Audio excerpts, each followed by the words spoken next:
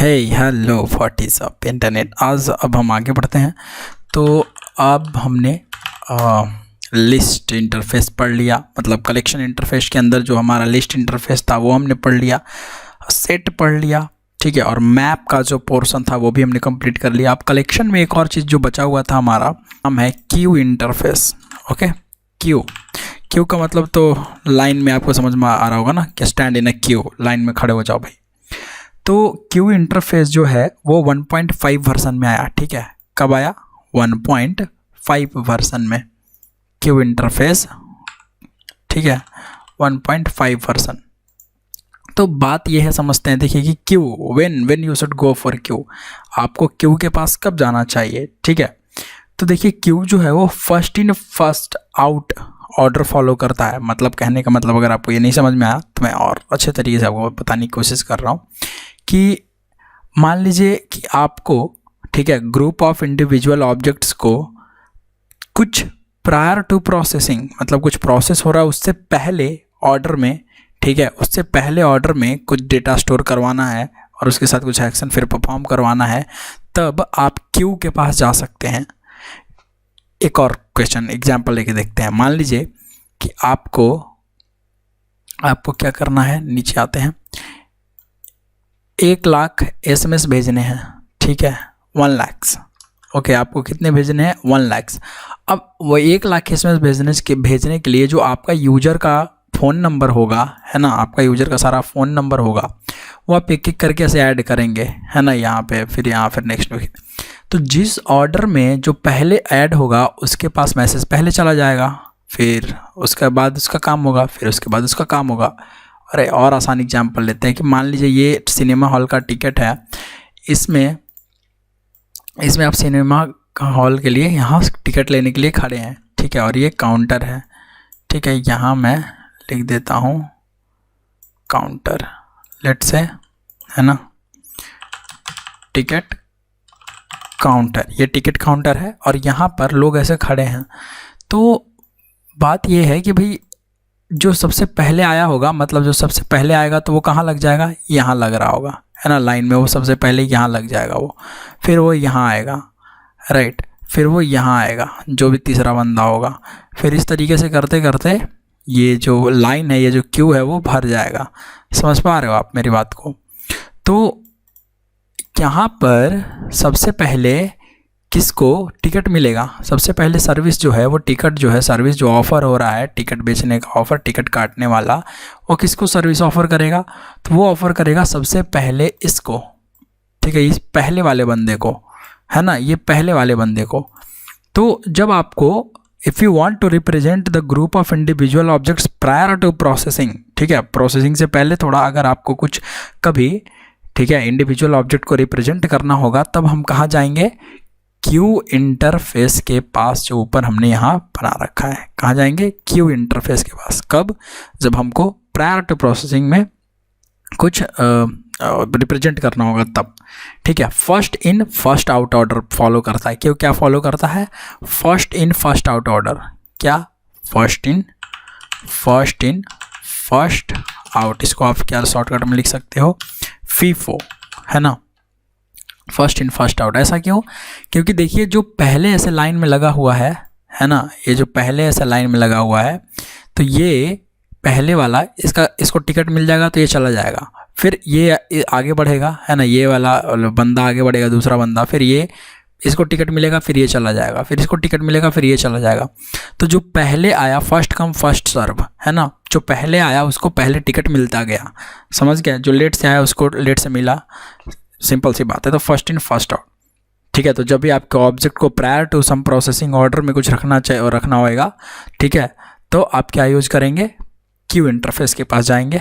Okay, अब देखिए, मान लीजिए कि इसी लाइन में आप लगे हुए हैं और आपके बगल में आपने देखा कि ठीक एक थोड़ा सा बूढ़े व्यक्ति हैं, ठीक है, ओल्ड एज व्यक्ति खड़े हुए हैं, वो भी मूवी देखना चाहते हैं। और ये यहाँ ये जो कलर किया मैंने ग्रेइश टाइप का, हल्का ग्रेइश ब्लूइश, जो भी बोलो आप इसको, ये एक बूढ़े आदमी खड़े हैं। तो आपके अंदर ह्यूमैनिटी है ना। अब आपने क्या सोचा कि नहीं, इनको पहले मिलना चाहिए।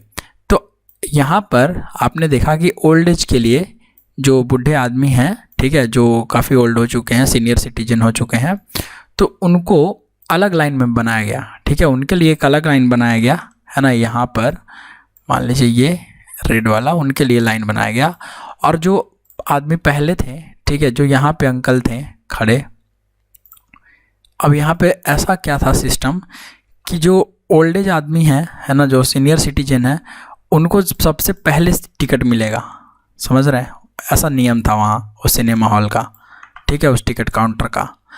तो ये इनको प्रायोरिटी दी गई, इनको ऐसा प्रायोरिटी दी गया इनके एज के ऊपर कि अगर आपका थोड़ा आप बुढ़े टाइप के व्यक्ति हैं, थोड़ा ज़्यादा एज है, तो हम आपको अंकल जी आइए रिस्पेक्ट के साथ आपको पहले सर्व करेंगे, आपको पहले सर्विस दिया जाएगा ताकि आपको खड़ा होने में दिक्कत ना हो, ज़्यादा देर तक आप वेट ना करें, सिंपल सी बात है।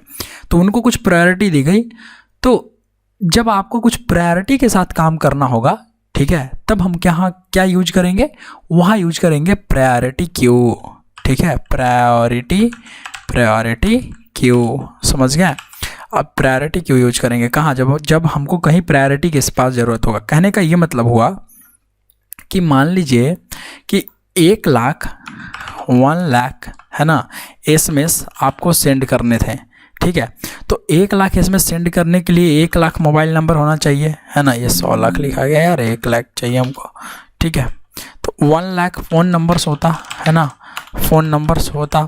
तो ये 1 लाख फ़ोन नंबर, सोचिए कि मान लीजिए इसमें से कुछ इंपॉर्टेंट आदमी था, ठीक है, आपको इसमें घर वालों को, आपके मान लीजिए रिलेटिव्स मिला के 100 ऐसे इसमें SMS थे, 100 SMS जो फ़ोन नंबर्स थे वो रिलेटिव के थे, है ना, फ़ोन नंबर्स ऑफ रिलेटिव्स। तो फ़ोन नंबर जब रिलेटिव्स के थे 100, इनको आपको पहले इन्फॉर्म करना था, कोई इंपॉर्टेंट मैसेज था, ठीक है, जो इनको पहले इन्फॉर्म करना था।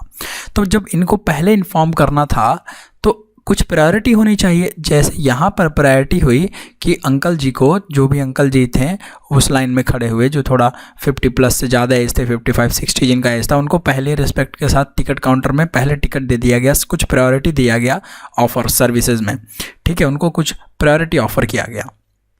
तो आप भी यहाँ पर किस तरीके से काम करेंगे, जब आपको 100 SMS को, तो इसको आपको कहाँ रखना होगा, इसको कौन से डेटा आपको मतलब क्या बोलते हैं, इसको कहाँ, कौन से कलेक्शन में आप रखेंगे, इसको रखेंगे हम कहाँ, प्रायोरिटी क्यू में, समझ गए।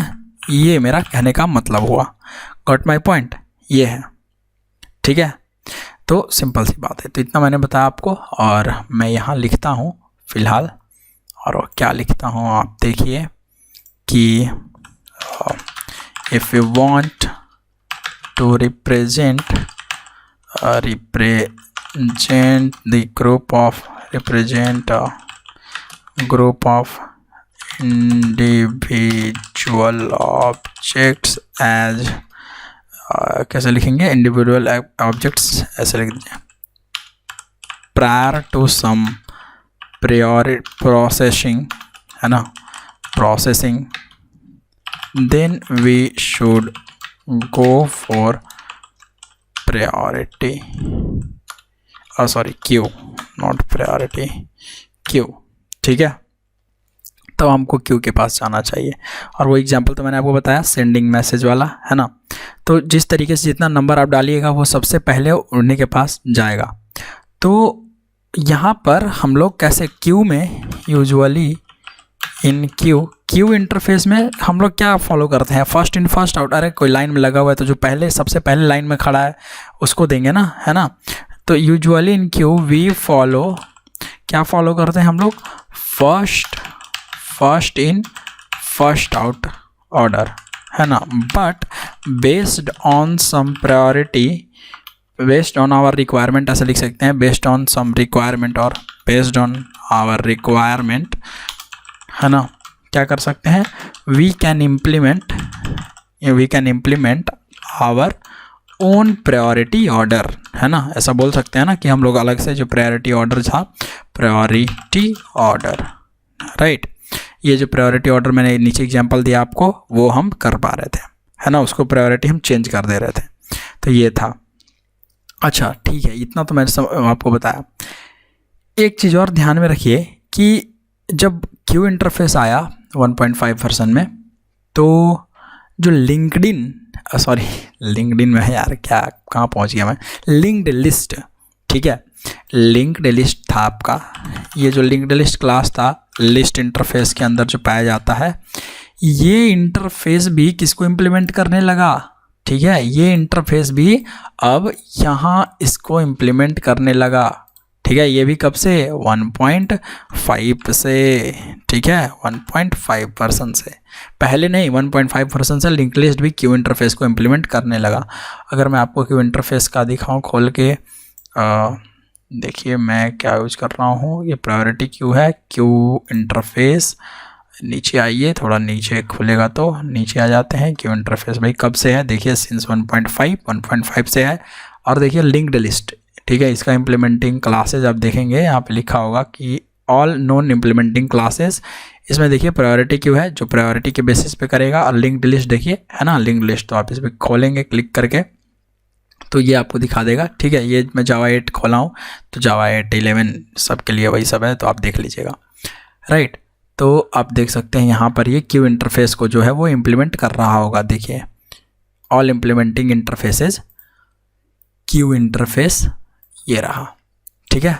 तो ये क्यू इंटरफेस के बारे में हुआ। अब क्यू एक इंटरफेस है तो इसके पास मेथड्स भी होंगे, है ना, तो मेथड्स डिस्कस करते हैं, ठीक है।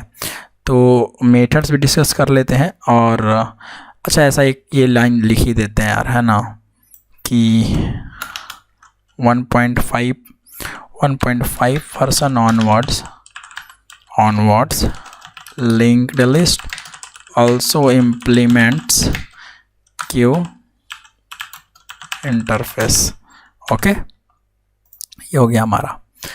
तो चलिए, good, great, no problem at all. Methods की बात करें थोड़ा, ठीक है, मेथड्स की, और लेट्स से मेथड्स। अब देखिए मेथड्स जो क्या है, सबसे पहले देखिए जिस तरीके से मान लीजिए कि ये जो आपका ठीक है, ये टिकट काउंटर मैन था यहाँ पे, है ना, ये आदमी है यहाँ पे ग्रीन कलर वाला, ये टिकट काउंटर आदमी जो है ये सर्विस ऑफ़र कर रहा है ना, सर्विस ऑफ़र कर रहा है, अरे दे रहा है, सर्विस ऑफ़र कर रहा है, इसको ऐसे ही तो बोलेंगे कि सर्विस ऑफ़र कर रहा है इन लोगों को जो लाइन में खड़े हैं, ठीक है। तो अब कोई और आदमी चाहता है कि मैं भी सर्विस ऑफ़र करवाऊँ इनसे, ठीक है, अपने आप को मुझे भी सर्विस चाहिए, तो वो क्या कर सकता है, ये जो टिकट काउंटर वाला जो सर्विस है, टिकट का सर्विस है, तो वहाँ पर उसके लिए है ऑफ़र मेथड, है ना, कौन सा मेथड, ऑफ़र नाम का एक मेथड है, ओके। तो ये क्या करेगा, ये ठीक ऐड जैसा काम करता है, ओके, कैसा काम करता है, ऐड के जैसा, गॉट इट, सिंपल सा चीज़ है। और यहाँ पर जो है वो आप ऑब्जेक्ट पास कर सकते हैं, ओके। दूसरा है पोल मेथड, ठीक है, पोल मेथड क्या करेगा, रिमूव कर देता है, ठीक है, ये क्या करता है, पोल मेथड ये रिमूव करेगा, it removes the head element and returns क्या रिटर्न करेगा, ये नल इफ़ अगर क्यू एम्प्टी है तो क्यू इज़ एम्प्टी, ओके। ये आप देखिएगा, तो एक मेथड हमने पोल देखा, एक पोल ये और एक ऑफ़र, तो आप इसको यहाँ से भी देख सकते हैं, ऐसा कोई इशू नहीं है। तो ये हम आ जाते हैं क्यू इंटरफेस में, और इसके कुछ मेथड्स हैं, ठीक है, स्पेसिफिक मेथड्स हैं, 6 होंगे, है ना। मेथड्स में जाइए और देखिए, आइए देखिए, ऐड मेथड भी वही काम कर रहा है ना, यहाँ पे आप ऐड कर सकते हैं, ऑफ़र मेथड भी ऐड का काम कर रहा है, अगर आप पढ़ेंगे तो आपको वही मिलेगा, ठीक है। बाकी दूसरा रिमूव मेथड है, पहले तो पोल मेथड मैंने आपको बताया, poll retrieves and removes the head of this queue और returns the null if this queue is empty. तो रिटर्न भी करेगा और रिमूव भी करेगा, मतलब रिमूव करके वो रिटर्न कर देता है कि कौन सा जो आपका head element, head method, head मतलब फर्स्ट, ठीक है, हेड मीन्स फर्स्ट। जैसे फॉर एग्जांपल यहाँ पे 1 2 3 4 5 6 7, ठीक है, लेट्स से ये ऐसे है, तो इसका हेड कौन हुआ, 1 है ना, तो पोल क्या रिटर्न करेगा, 1, रिमूव कर देगा पोल, ठीक है। तो अब सेकेंड टाइम क्या हो जाएगा, 2 जो है 2 वो क्या हो जाएगा, वो हेड हो जाएगा, हेड एलिमेंट हो जाएगा, ठीक है। तो पोल और क्या रिटर्न कर देता है, और नल कब रिटर्न करेगा, जब क्यू एम्प्टी रहेगा तब, ठीक है। बाकी अगर आप देखें रिमूव मेथड भी वही काम करेगा, ठीक है। रिमूव मेथड देखिए कि वो सेम काम कर रहा है, जो पोल कर रहा है वही सेम काम कर रहा है कि हेड मेथड को क्या करेगा, वो भी एलिमेंट मेथड जो है वो हेड मेथड को रिमूव करके रिटर्न करेगा। लेकिन बात यह है कि देखिए ये एक no such element exception return करेगा अगर क्यू एम्प्टी रहेगा। यही छोटा सा डिफरेंस है कि रिमूव मेथड जो है वो क्या रिटर्न करेगा, नो सच एलिमेंट एक्सेप्शन, लेकिन पोल क्या रिटर्न कर रहा है, नल। तो अगर आपको नल ऐसा कुछ कॉन्सेप्ट, आप कुछ काम कर रहे हैं, ऐसा लॉजिक लिख रहे हैं जहाँ पे नल से रिलेटेड कुछ कंपैरिजन करना चाहते हैं, तो आप किसका यूज कर लेंगे, आप यूज कर लेंगे किसका, इस पोल मेथड का। और जब आप कुछ एक्सेप्शन से रिलेटेड आपको कुछ चाहिए होगा तो आप क्या यूज कर लेंगे, रिमूव मेथड का। हमने ये देखा कि ऑफर मेथड, पोल मेथड और रिमूव मेथड कैसे काम करता है, ठीक है। ऐड मेथड भी है, सिंपल सा ऐड कर देगा, ऑफर जैसा काम करेगा, बिल्कुल डिट्टो सेम, ठीक है। एलिमेंट मेथड है, फिर पीक मेथड है। देखिए अगर मैं नीचे आऊँ, ठीक है, तो ये देखिए पीक मेथड है, retrieves but doesn't remove the head of this queue और returns null if the queue is empty.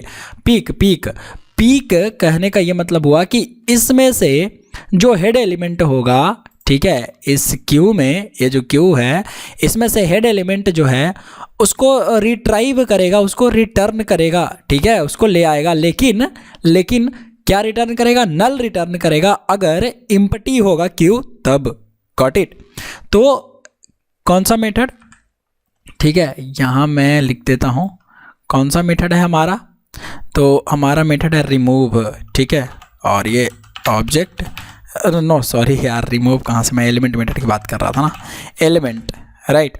ये एलिमेंट मेथड क्या करता है कि it return head element of the queue, है ना, it returns head element, head of the Q, ठीक है, हेड को रिटर्न करेगा।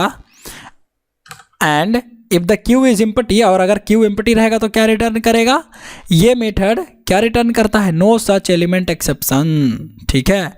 क्या रिटर्न करेगा, नो इफ द, ऐसा लिखो यार, if the queue is empty it returns no सच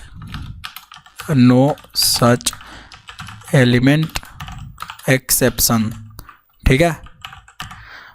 और बस इसमें अंतर है किसमें, क्यू और पोल में, सॉरी क्यू और अरे क्या मैं बोल रहा हूँ।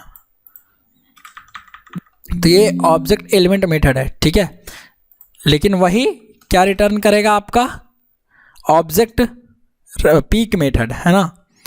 तो ऑब्जेक्ट पीक मेथड, देखिए यही दोनों में मेन डिफरेंस है। It returns head of the queue if the queue is empty then it returns what, ये क्या रिटर्न करेगा, ये नल रिटर्न करेगा, ठीक है। जब क्यू खाली रहेगा तब, क्यू एम्प्टी रहेगा तब। गॉट माई पॉइंट, ये ध्यान में रखिएगा आप बात, ये इंपॉर्टेंट है। तो ऑब्जेक्ट और पीक में बस ये पीक और एलिमेंट मेथड में बस यही फर्क है, ठीक है। एक no such element exception return करेगा, एक नल रिटर्न कर देगा, बस सिंपल सी बात है। इतना समझ में आ रहा होगा, तब हम आगे बढ़ेंगे। तो हमारे पास कितना मेथड हो गया, ये 4 मेथड हो गया, ऑफर, पोल, एलिमेंट, पीक, ठीक है। और ऐड मेथड हो गया एक, वो तो है ही। ऊपर से आपके पास क्या है, एक रिमूव मेथड, ऑब्जेक्ट रिमूव। अब ये रिमूव मेथड क्या करता है, तो रिमूव मेथड क्या करेगा कि हेड एलिमेंट को रिमूव कर देगा, सिंपल सी बात है। हेड एलिमेंट को क्या करेगा, रिमूव करेगा। It remove head of the Q, ठीक है, head element of the Q.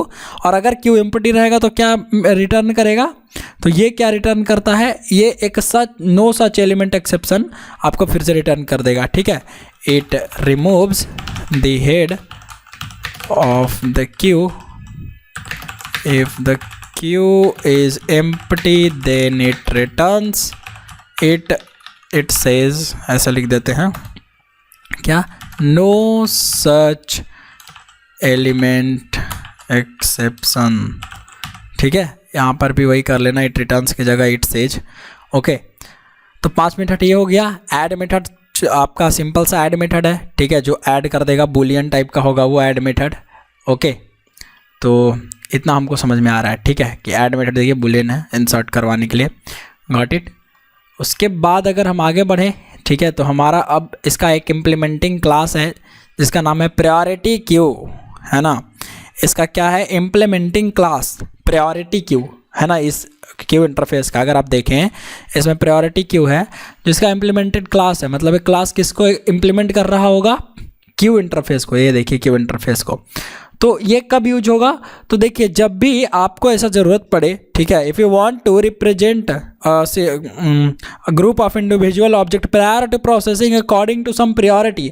अब आपको प्रायोरिटी के साथ कुछ रिप्रेजेंट करना, जैसे यहाँ पर मैंने आपको प्रायोरिटी वाला एग्जांपल दिया था, अंकल जी वाला नीचे, ठीक है, कि अंकल जी को आपको पहले टिकट दे देना है। तो अगर आपको ऐसा प्रायोरिटी चाहिए, कुछ प्रायोरिटी के बेस पे जब चीज़ों को आपको उसमें रखना है, रिप्रेजेंट करना है ग्रुप ऑफ इंडिविजुअल ऑब्जेक्ट्स को, तब हम किसके पास जाएंगे, प्रायोरिटी क्यू के पास जाएंगे। ओके, प्रायोरिटी क्यू के पास जाएंगे, ठीक है। तो मैं यहाँ से लिखता हूँ, सबसे पहले हम लोग लिखते हैं कि प्रायोरिटी क्यू, ये क्या है भाई, ये है क्लास पहले तो, है ना, इम्प्लीमेंटिंग क्लास आप बोलेंगे इसको, राइट। और ठीक है, इसको मैं छोटा कर देता हूँ तो सही है। और चलिए देखिए, तो priority queue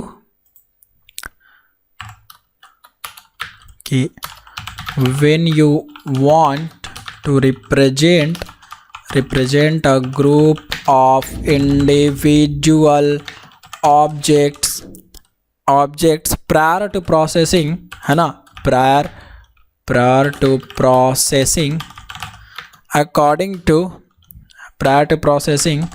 according to some priority, जो बेस पर आपको प्रायोरिटी देना है, according to some priority, है ना। अरे ये क्या हो गया इसको, according to some priority, then we should go for what, go for priority queue, go for priority queue. Okay, ये लाइन आपको समझ में आनी चाहिए कि when you want to represent a group of individual, जब आपको कुछ प्रोसेसिंग, लेकिन उसमें कुछ प्रायोरिटी बेस होना चाहिए। जैसे मैंने एग्जांपल दिया था कि अंकल थोड़ा सा एजेड है तो उनको आप पहले टिकट दे दोगे, ठीक है, तो ये हो गया। इट कैन बी, अच्छा अब ये जो प्रायोरिटी होगा, ठीक है, ये जो प्रायोरिटी जो सेट होगा, जो ऑर्डर होगा प्रायोरिटी का, वो कैसा हो सकता है, तो ये डिफ़ॉल्ट नेचुरल सॉर्टिंग ऑर्डर भी हो सकता है। ओके, और आप खुद से भी बना सकते हो, राइट। तो प्रायोरिटी कैन बी डिफ़ॉल्ट, है ना, priority can be default, okay, और कस्टमाइज्ड ऑल्सो, और कस्टमाइज्ड डिफाइंड बाय कंपैरेटर, ठीक है, और कस्टमाइज्ड डिफाइंड बाय कंपैरेटर, है ना। कंपैरेटर मैंने आपको पढ़ाया, जैसे कंपेयर करके आप चीज़ों को उसमें सॉर्टिंग ऑर्डर जो है वो बदल सकते हैं, राइट। तो प्रायोरिटी कैन बी डिफ़ॉल्ट और customised comparator, defined by comparator. Next point जो इसमें है कि क्या इसमें इंसर्शन ऑर्डर प्रिजर्व होता है, तो नहीं, insertion order is not preserved, ठीक है, insertion order is not preserved and it is based on some priority. Okay, priority पर बेस होता है, सिंपल सी बात है, इसमें इंसर्शन ऑर्डर प्रिजर्व नहीं होता, ये ध्यान में रखने वाली बात है। फिर नेक्स्ट क्या डुप्लीकेट इसमें अलाउड है, डुप्लीकेट एलिमेंट्स, क्या आप डुप्लीकेट ऑब्जेक्ट डाल सकते हैं, तो नहीं भाई, duplicates are not allowed. Okay, duplicates are not allowed. Okay, got my point. और फिर क्या, अच्छा देखिए, जब आप डिफ़ॉल्ट नेचुरल सॉर्टिंग ऑर्डर, मतलब जब डिफ़ॉल्ट प्रायोरिटी ऑर्डर, ठीक है, जब डिफ़ॉल्ट प्रायोरिटी ऑर्डर पर आप डिपेंड करेंगे, तब कंपलसरी ऑब्जेक्ट को कैसा होना चाहिए, वो जो ऑब्जेक्ट होगा जिसका आप सॉर्ट कर रहे होंगे, जिसको आप प्रायोरिटी मिला रहे होंगे, रख रहे होंगे, वो ऑब्जेक्ट होमोजीनियस होना चाहिए और कंपेरेबल होना ही चाहिए। This is the important point. Okay, कि if you are depending upon, if you are depending upon the default natural sorting order in a queue, है ना, then object must be homogeneous and homogeneous, और कैसा होना चाहिए, comparable, ठीक है, comparable, ठीक है। और if you are depending upon the customised, अरे यार स्पेलिंग, कस्टमाइज्ड सॉर्टिंग, और ऐसे लिख देते हैं कस्टमाइज्ड, क्या लिख सकते हो आप, कस्टमाइज्ड सॉर्टिंग ऑर्डर, हाँ ऐसे ही लिख देते हैं कस्टमाइज्ड सॉर्टिंग ऑर्डर। ये सॉर्ट आप प्रायोरिटी के बेसिस में समझना, ठीक है, सेट वाला नहीं, direct customised sorting order. Then object need not to be homogeneous and comparable, है ना। कंपेरेबल नहीं भी होगा तो चलेगा, हम लोग इसमें क्या डाल सकते हैं, ठीक है, वो कंपेरेटर से करके भी डाल सकते हैं, ठीक है, तो हेट्रोजीनियस भी डाल सकते हैं, ऐसा कोई इशू नहीं है। नेक्स्ट, नल एक्सेप्टेंस के बारे में बताइए, तो नल अलाउड है कि नहीं है, ठीक है, तो नल नहीं अलाउड है, null is not allowed even as the first element also, even as the first element also, ठीक है। तो प्रायोरिटी क्यू के पास हमको तब जाना है जब हम कुछ प्रायोरिटी बेस पर, ठीक है, कुछ प्रायर टू प्रोसेसिंग बेस पर ऑब्जेक्ट को रिप्रेजेंट करना चाहेंगे, इंडिविजुअल ऑब्जेक्ट को, कलेक्शन को रिप्रेजेंट करना चाहेंगे। और प्रायोरिटी कैसे हो सकता है कि भैया डिफ़ॉल्ट भी आप दे सकते हैं, जो सेट है default natural sorting order comparable से डिफ़ॉल्ट हो सकता है, लेकिन आपको कस्टमाइज़ करना है तो कंपेरेटर के पास चले जाएंगे। इंसर्शन ऑर्डर प्रिजर्व नहीं होता है, और ये कैसे होता है, इंसर्ट कैसे होता है, तो कुछ प्रायोरिटी के बेसिस पर होता है। ये प्रायोरिटी कौन सेट करता है, थ्रेड सेट कर रहा होगा सब कुछ, किसको कितना प्रायोरिटी देना है। Duplicates are not allowed, duplicates नहीं अलाउड होंगे। इफ़ यू आर डिपेंडिंग, अगर आप डिफ़ॉल्ट नेचुरल सॉर्टिंग ऑर्डर इस क्यू में डिपेंड कर रहे हैं तो आपको ऑब्जेक्ट को होमोजीनियस और कंपेरेबल होना ही चाहिए, और अगर नहीं तो अगर आप अपना खुद का ऑर्डर लिख रहे हैं, खुद का प्रायोरिटी ऑर्डर सेट कर रहे हैं, तो वहां पर कंपेरेबल का होना जरूरी नहीं है, होमोजीनियस का होना जरूरी नहीं है, हेट्रोजीनियस ऑब्जेक्ट भी आप डाल सकते हैं। सबसे लास्ट पॉइंट कि नल अलाउड नहीं है फर्स्ट एलिमेंट ऑल्सो, अगर आप फर्स्ट एलिमेंट पे रखते हैं तो null is also not allowed as the first element even. ये हो गई बात हमारी किसके बारे में, इस प्रायोरिटी क्यू के बारे में। नेक्स्ट हम बात कर रहे हैं इसके कंस्ट्रक्टर के बारे में। अगर हम बात करें इसके कंस्ट्रक्टर के बारे में, ठीक है, हम किसके बारे में बात करेंगे, हम कंस्ट्रक्टर, क्योंकि कंस्ट्रक्टर भी हमको पढ़ना है ना। कंस्ट्रक्टर्स, ये लीजिए हमने रख दिया कंस्ट्रक्टर्स, राइट। अब ये कंस्ट्रक्टर देख लेते हैं कितना है, तो कंस्ट्रक्टर है इसमें, है ना, और वो कंस्ट्रक्टर सबसे पहले आपको क्या मिलेगा, जो आपको न्यू है ना, प्रायोरिटी क्यू, तो ये कैसा देगा, creates an empty priority queue with default capacity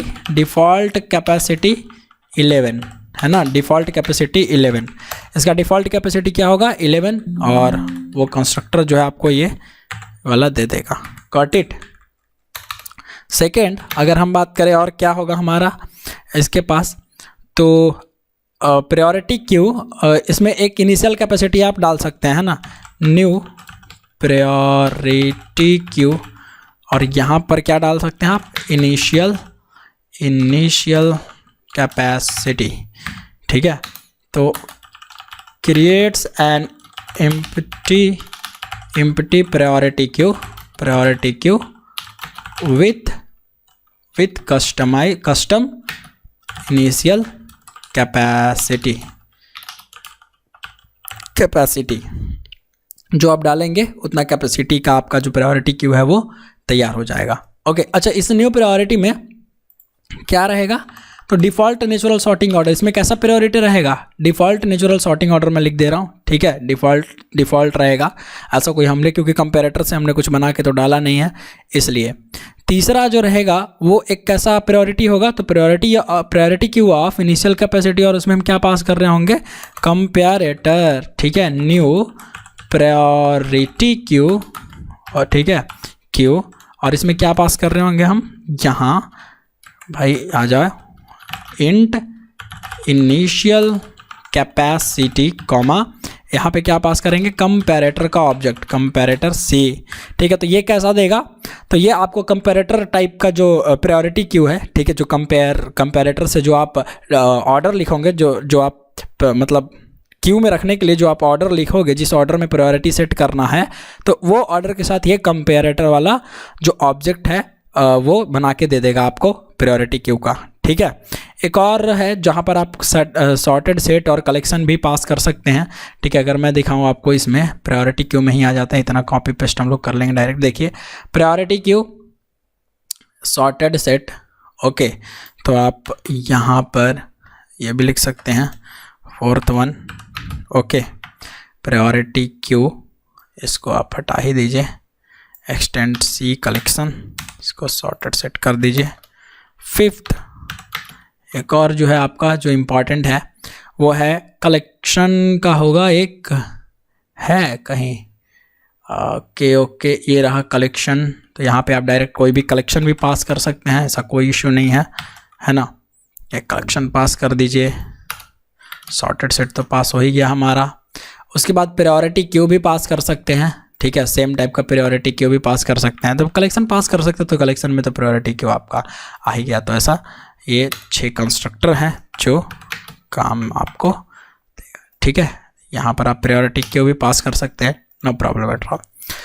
तो ये है आपका क्या, ये है कंस्ट्रक्टर, ओके। ये क्या, नीचे आ जाओ भाई, ये कहाँ चला गया मेरा लिखा हुआ सब कंस्ट्रक्टर, ये ऐसे, ठीक है। तो ये प्रायोरिटी क्यू हो गया, और लो भाई वो कहाँ चला गया, 4 5 6 जो मैंने लिखा था, कोई नहीं यार, यहाँ लिख देते हैं, ठीक है। प्रायोरिटी क्यू हो गया, 6 कलेक्शन वाला था ना, 6 प्रायोरिटी क्यू कलेक्शन सी। तो ये 6 कंस्ट्रक्टर हैं जिसकी मदद से आप जो है एक प्रायोरिटी क्यू का ऑब्जेक्ट बना सकते हैं, समझ गए। तो अब हम लोग देखते हैं, एक प्रैक्टिकल कर लेते हैं प्रायोरिटी क्यू का छोटा सा, और फिर हम लोग आगे पढ़ेंगे। तो हम इंटेलिज आइडिया, चलिए यहाँ हम बनाते हैं मेन मेथड, और यहाँ हम क्या लिखेंगे, प्रायोरिटी क्यू का, प्रायोरिटी क्यू java.util पैकेज में, ठीक है। ये आ गया हमारा priority queue, queue equal to new priority queue, ठीक है। ये क्या है, एक एम्प्टी क्रिएट कर दिया है ना, एम्प्टी क्यू, गॉट इट। तो अगर आप यहाँ करेंगे साउट, कौन सा मेथड चलाएंगे, पीक मेथड, पीक मेथड क्या करेगा, हेड रिटर्न करेगा। तो ये तो एम्प्टी है, तो जब एम्प्टी रहता है तो क्यू डॉट पीक क्या रिटर्न करेगा, ये क्या रिटर्न करेगा, नल, है ना। तो ये रिटर्न कर रहा होगा आपका यहाँ नल, है ना, समझ रहे हैं। अच्छा ठीक है, अब प्रायोरिटी क्यू में हम ऐड करते हैं, ऑफ़र करते हैं। तो क्यू डॉट ऑफ़र ऐसे लिखते हैं ना, क्यू डॉट ऑफ़र। तो इसमें हम मान लीजिए कि 1 ऐसे लिख दे रहे हैं, तो ये 1 आ जाएगा, तो हेड एलिमेंट 1 हो जाएगा। तो एक काम करते हैं हम कि यहाँ पर हम फॉर लूप लगा के कुछ एलिमेंट्स ऐड करवा लेते हैं, ठीक है, फॉर, ओके। और इस फॉर में हम लिख देंगे int i equal to 0 comma i is less than, अगर है और इक्वल टू अगर 11 के, ठीक है, लेट्स से 10 के, ठीक है। तो आई को कर दीजिए प्लस प्लस, और क्यू डॉट ऑफ़र आई को ऐड करवा दीजिए, तो ऐड हो जाएगा यहाँ, ठीक है। Adding the elements to the queue, है ना। ये क्यू में कहाँ चला जाएगा, आपका एलिमेंट जो है वो ऐड हो जाएगा, ठीक है, क्यू डॉट ऑफ़र करने से। तो मैंने आपको पहले बताया कि ऑफ़र क्या करता है, ओके। अब क्या करेंगे, यहाँ साउट करवा लेंगे इस क्यू में क्या है, जो भी क्यू में डेटा है सारा आ जाएगा। राइट क्लिक करके फर्स्ट टाइम रन करते हैं और वेट करते हैं।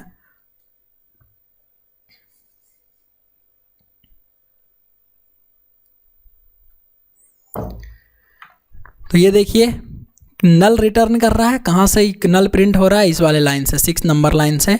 और ये नीचे 0 1 2 3 4 5 6 7 8 9 10 कैसे रिटर्न हो रहा है, डिफ़ॉल्ट नेचुरल जो प्रायोरिटी क्यू है, थ्रेड इसको प्रायोरिटी दे रहा हो जिस तरीके से हम ऐड कर रहे हैं, तो इसलिए ये ऐड हो जा रहा है, राइट। तो ये क्यू हो गया। अगर आप इसमें पोल करें, मैंने आपको और क्या बताया, साउट कर दीजिए क्योंकि हमको देखना पड़ेगा, है ना। क्यू डॉट पोल मेथड क्या करेगा, राइट क्लिक करिए, ठीक है। और ये हेड एलिमेंट को क्या करता है, इस पोल के बाद अगर आप फिर से, ठीक है, इस पोल के बाद अगर आप फिर से क्यू को देखेंगे, इस क्यू में क्या है, तो इस बार हेड मेथड जो है वो मतलब 0 था, तो 0 तो आपका डिलीट हो गया, 0 आपका रिमूव हो गया। तो फिर से रन करेंगे तो क्या आ जाएगा, देखिएगा इस बार हेड एलिमेंट 1 आ जाएगा। ठीक है, तो देखिए आप नीचे आराम से, और जस्ट वेट कर लेते हैं तो थोड़ा, ये देखो 0 जो है वो रिमूव हो गया क्यू से। ठीक है, ये पोल मेथड आपका करता है। तो इस तरीके से आप जो है क्यू के साथ काम कर सकते हैं। ठीक है, और ये कैसा क्यू था, अभी हमारा नेचुरल सॉर्टिंग ऑर्डर जो था इसका वो कैसा था, डिफ़ॉल्ट था, डिफ़ॉल्ट क्यू का जो ऑर्डर था वो था। अभी एक चीज़ और हम देख लेते हैं कि एलिमेंट क्या करते हैं, क्यू डॉट एलिमेंट। ठीक है, और रिटर्न, इसको प्ले कर लेते हैं, सिंपल सी बात है। तो प्ले कर लेते हैं और वेट करते हैं, है ना, तो आपका वो भी दिखा देगा। एलिमेंट मेथड क्या करेगा, हेड एलिमेंट को रिटर्न कर देगा, और अगर क्यू एम्प्टी रहेगा तो no such element exception print करेगा। तो क्यू देखिए हमारा कहाँ है, ये 0 रिटर्न हो रहा है, मतलब यहाँ। तो इसको हम एलिमेंट मेथड को कट करते हैं और इस क्यू के बाद प्रिंट करते हैं। तो इस क्यू के बाद प्रिंट करेंगे तो मतलब क्या कि 1 हमारा जो है वो हेड एलिमेंट हो जाएगा। ठीक है, तो 1 हमारा हेड एलिमेंट दिखाना चाहिए इसको, नो प्रॉब्लम एट ऑल।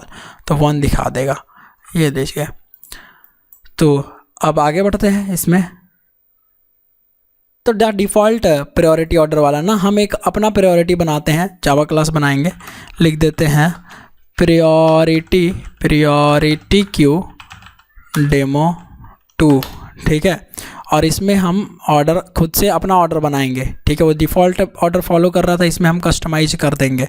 तो मैं लिखता हूँ मेन मेथड, और इसमें हम क्या लिखते हैं, priority queue equal to new priority queue, no problem at all. ठीक है, और यहाँ पर हम क्या करेंगे, क्यू डॉट ऑफर, मान लीजिए आप ईमेल आईडी पे मेल सेंड कर रहे हैं और कुछ इंपॉर्टेंट मेल है जिसको आपको जल्दी सेंड करवाना है ना, या कुछ ऑर्डर में सेंड करवाना है। ठीक है, तो जैसे मान लीजिए लेट्स है कि हम ऑर्डर में सेंड करवा रहे हैं कि abc@gmail.com। ठीक है, ये लीजिए, और क्यू डॉट ऑफर है ना, क्यू डॉट ऑफर zxy@gmail.com।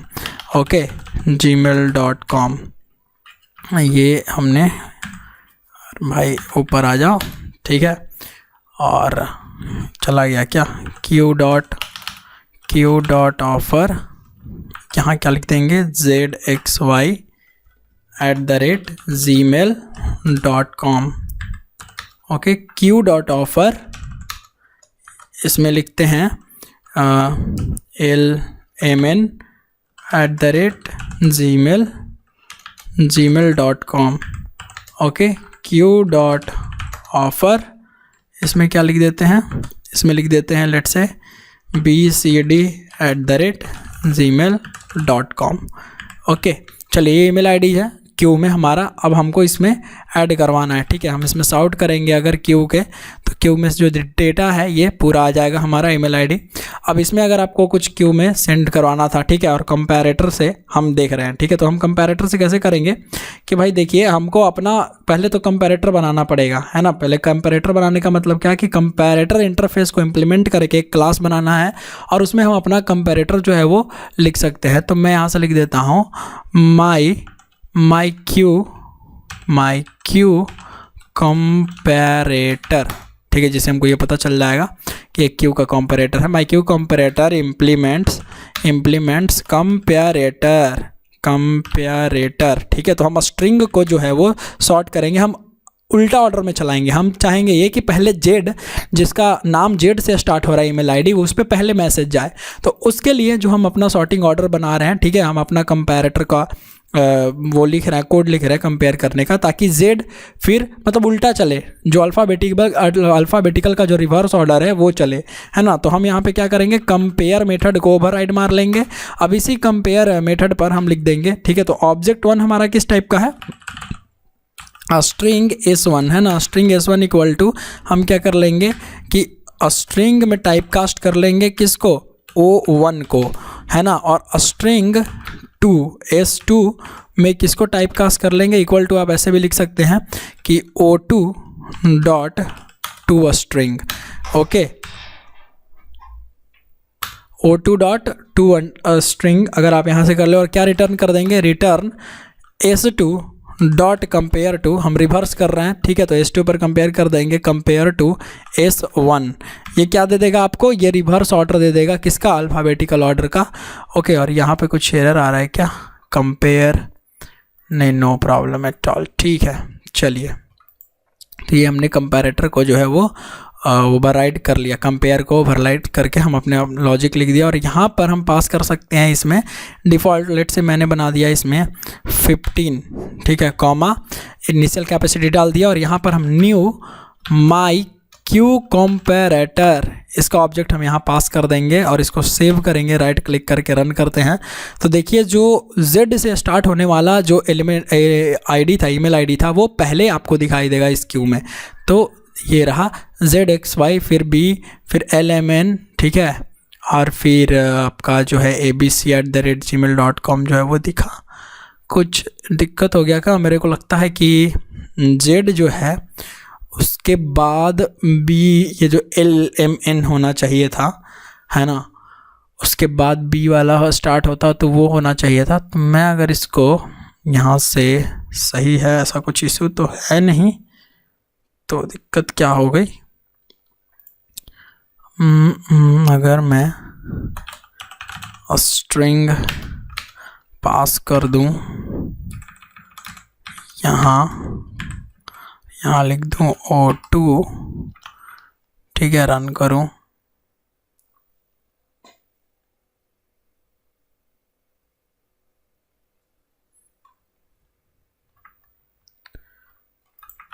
ऐसे भी नहीं है। तो इसका मतलब ये है कि मेरे सिस्टम में शायद अच्छे से सपोर्ट नहीं कर रहा है।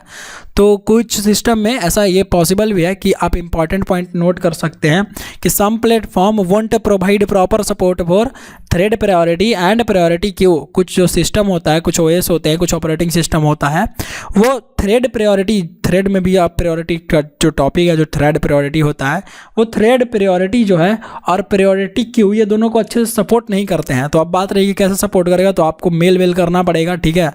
तो OS वेंडर्स के पास फिर वो लोग पैच वैच आपको देंगे तो ठीक हो जाएगा, ऐसा कुछ है। तो ऐसा तरह का सीन रखता है। तो ये आप इंपॉर्टेंट एक नोट लिख सकते हैं। हाँ, ऐसा होता है, बिल्कुल हो सकता है, और आप इंटरव्यू पॉइंट में इसको छोड़ेंगे नहीं, ठीक है, इसको आप लिख देंगे, ज़रूर से आपको लिख के आना है, ओके, इस इंटरव्यू में। तो वो मैं आपको थोड़ा सा नीचे इसको पहले खींचता हूँ और नीचे स्पेस बन जाए। चलिए, ये हमारा स्पेस हो गया थोड़ा सा, कि इम्पॉर्टेंट पॉइंट ये है कि सम प्लेटफॉर्म्स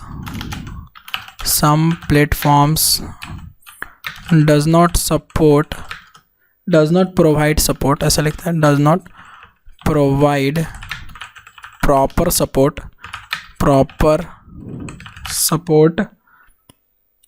for thread priority, है ना, thread priority and priority queue, thread priority और प्रायोरिटी क्यू, ठीक है, ये ध्यान रखिएगा आप, डज नॉट सपोर्ट प्रोवाइड, ठीक है। तो इस तरीके से आप जो है कस्टम प्रायोरिटी आप बना सकते हैं, है ना, और अच्छे से अपना काम जो है वो सब कर सकते हैं। आई होप आपको इतना समझ में आया होगा, क्यू, ठीक है, क्यू और प्रायोरिटी क्यू। आगे हम इस तरीके से आगे बढ़ रहे होंगे और काम कर रहे होंगे। अच्छा, एक काम करते हैं, और अगर ये ऐसे रैंडमली नहीं चल रहा है तो आप इसको ऐसे भी चला सकते हैं। लेट से मैं सिर्फ एक वर्ड दे रहा हूँ, Z, यहाँ मैं डाल दे रहा हूँ लेट से BXA,